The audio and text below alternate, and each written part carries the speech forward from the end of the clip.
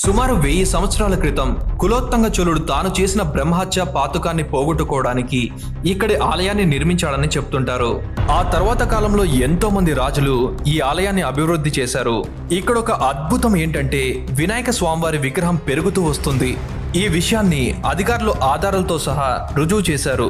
సుమారు 50 సంవత్సరాల క్రితం స్వామివారికి చేయించిన వెండి తొడుగులు కొన్నేళ్ల తర్వాత ఆ స్వామివారి విగ్రహానికి అలంకరించాలని ప్రయత్నించగా అవి సరిపోవడం లేదని తెలుసుకున్నారు.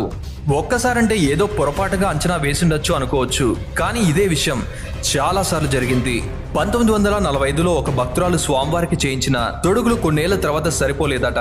అలానే 2002లో కూడా మరో భక్తులు చేయించిన వెండి కవచాన్ని స్వామివారికి సమర్పించగా అది కూడా కొన్నేళ్ల తర్వాత ఆ విగ్రహానికి సరిపోలేదట. ఆ తర్వాత 2006లో కూడా ఇదే విధంగా జరిగిందట. అంతేకాకుండా మొదటి స్వామివారి విగ్రహానికి బొజ్జ కనిపించేది కాదట.